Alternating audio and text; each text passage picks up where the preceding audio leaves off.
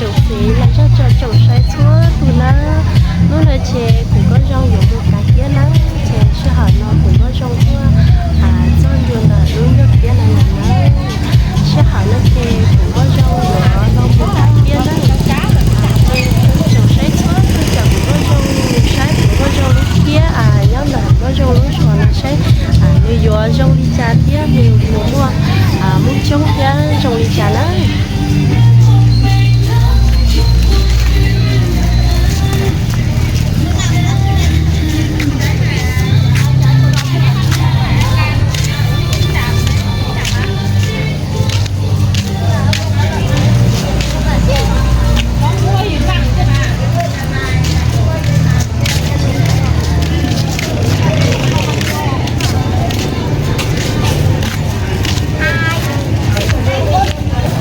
có trong cái kia lấy được kia nó chuyển là muốn được kia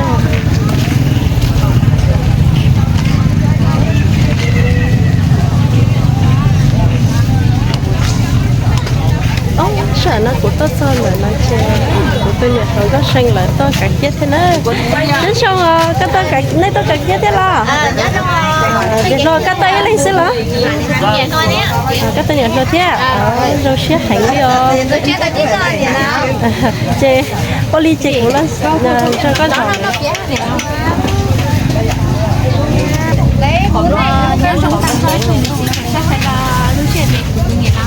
bố sĩ đi lại đi tôi kẹt từ đi ra tôi sẽ sắp về cũng đã ăn chứ tôi tự nhiên lao lại tôi sẽ sắp là nó lập tôi cả chết là chỉ của họ tên chứ có người mau cho cả chết thế này kia sao họ no tay nhà chùa cái giữa non chùa bữa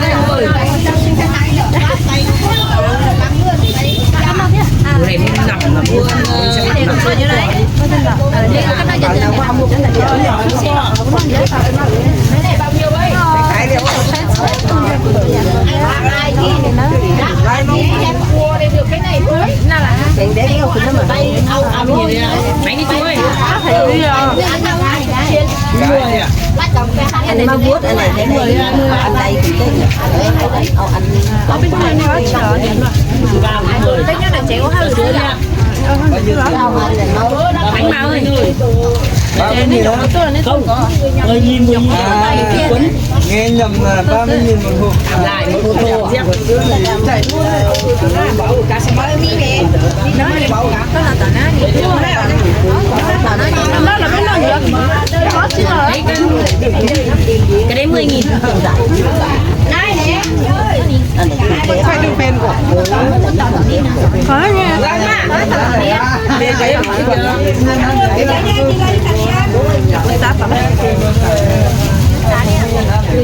cái bánh luôn nhá 5.000 một cái 10.000 một cặp TikTok ông Tôn là ông đưa cặp à cái món là bên nào nó chỉ mua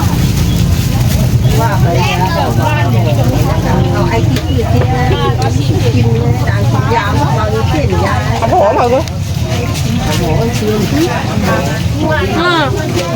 con cho nó tên cái mua con muốn cái ơi từ từ đôi con này đấy là từ từ đôi hết lấy nào chứ đây này đi đây này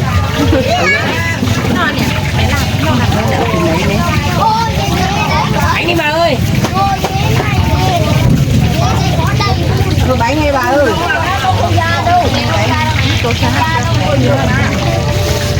mỗi ngày quay cho lên TV các bạn lên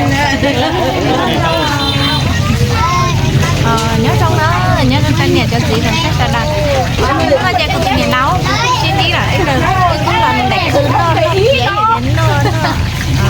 nó trong này nè nó chè bếp sushi có đủ nó là nuôi ra một tí đưa vào một cốc chè bớt chỉ có đủ món nữa mang đi đằng kia các bộ bó đủ món không đi chạy chị bán nha nó có gấp còn này nó bao gấp một mọi người chắc chị thôi nha nó muốn đi chợ má mà xin lấy nó cho một tên gái của anh là nữa bao chị nó có đủ nhất là vừa sushi là cái giật nó rồi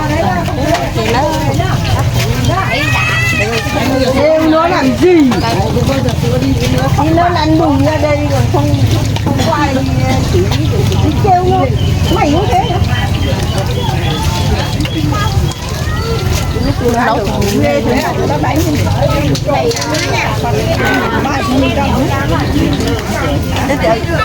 Bánh đi chị ơi. lấy nào chưa nè bánh nên ốt lên bao tôi bón bánh không phải đi nghịch nhau tập bánh hàng đấy chứ Bánh đi cô. Con ơi, lấy vị gì? đi nhau thôi cái nó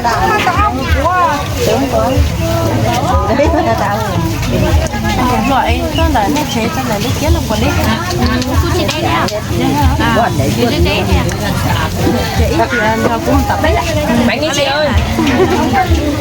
Quân bún chị ơi. ao chí thì ơn hương nào phải chỉ bột đâu để hảo chín cám dài cả con ơi vào đây chú sỏi này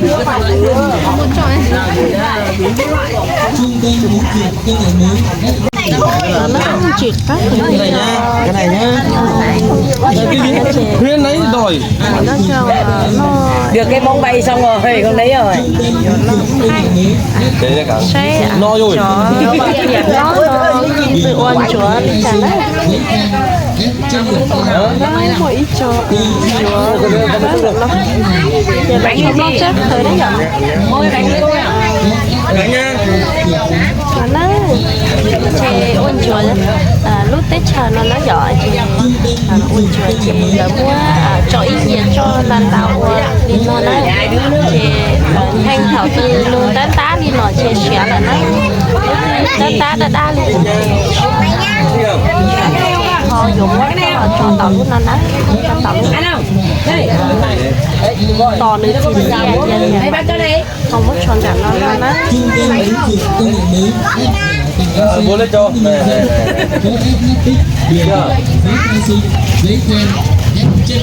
muốn tao phải nhiều sáng tạo nông nghiệp là dân thế đó nên chết chống đi đó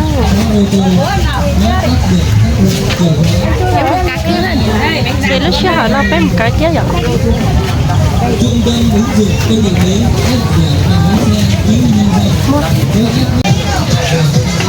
lúc chết là chị những đá hành đó đá luôn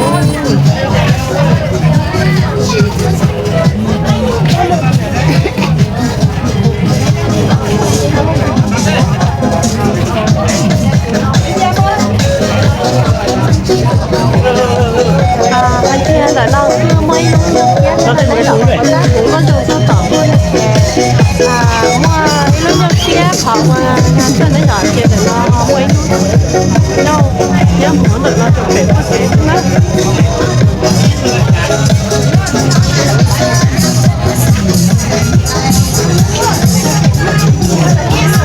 nó nói xe lắm nán tao hành lắm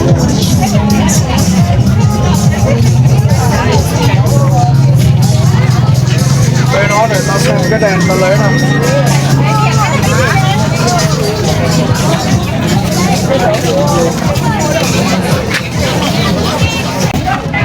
chắc mà nó là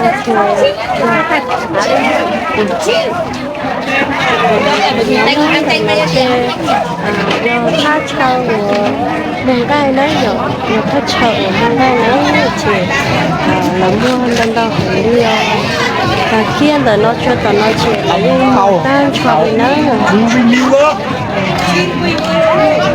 phải đi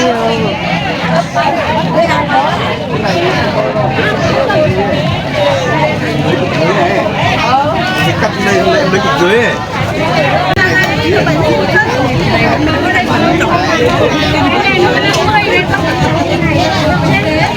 thích cho nó chè là ho muốn chè này muốn chè chè thì gì cá hành đi nữa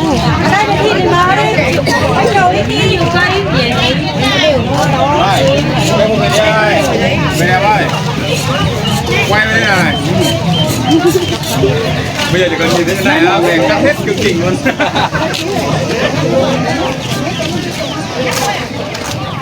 Ai làm ngư dân tu sinh nhỉ? Chắc nấu cái kia luôn.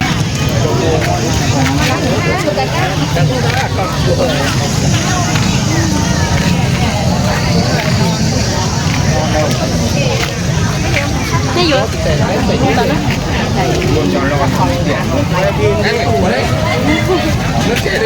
Con có vô tết chưa?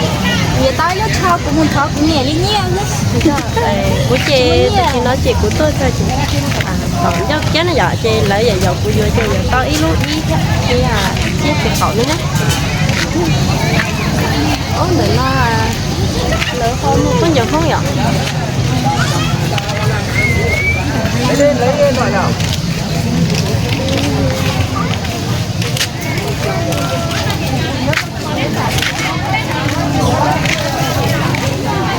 Yeah. Crazy.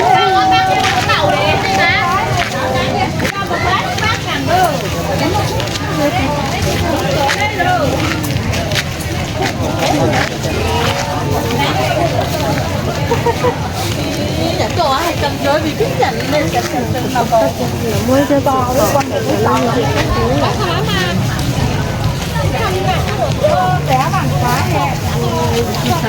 Chứ ổi này bao tiền cân à? Chứ ơi, ổi này bao tiền cân? 20.000 cân. Tí nữa em quay lại em mua cân. Dạ, chứ là nó lớn.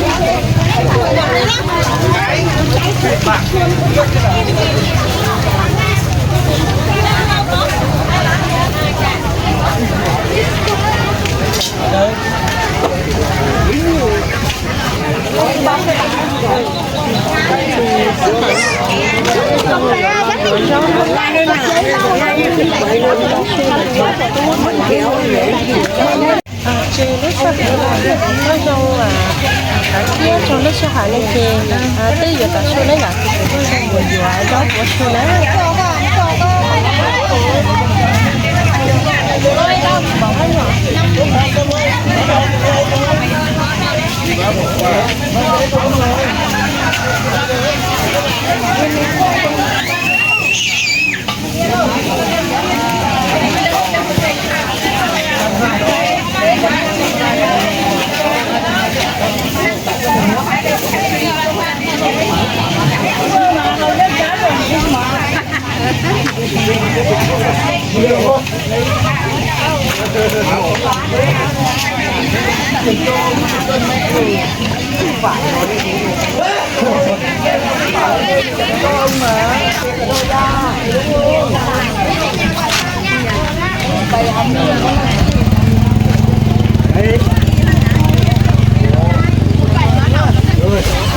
Đưa quá rồi.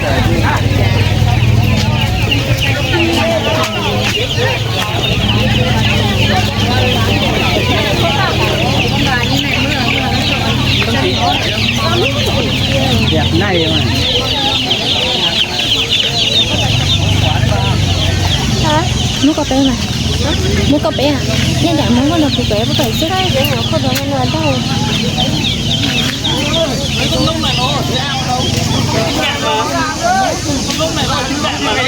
Nó mới thấy đi ra chợ cái này nó ở trên cạn à.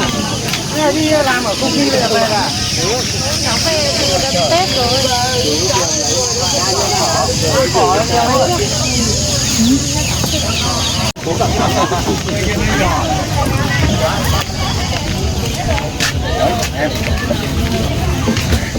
Mua nhiều đồ phết nhỉ?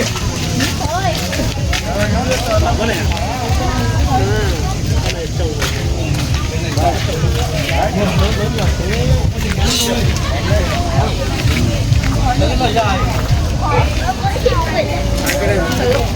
rồi giờ rồi là sắp biến rồi.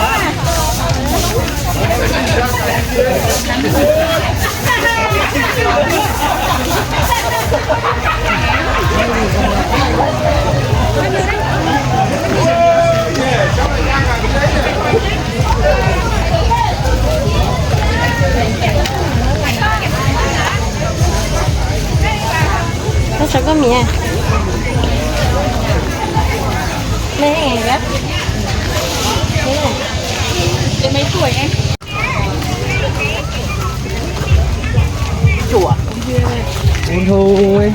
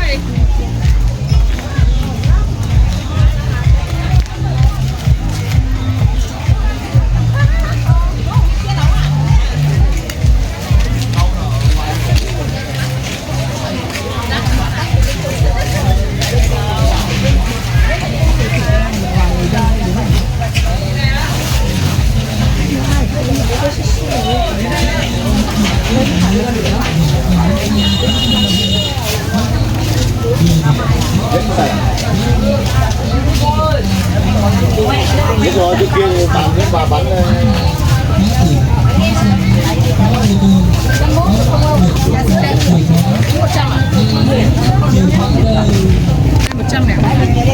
Trung tâm ứng dụng công nghệ mới ép dẻo bằng lái chủ sai chúa từ nó chè sao hả nó chè cũng cái một cái ý tập nó chè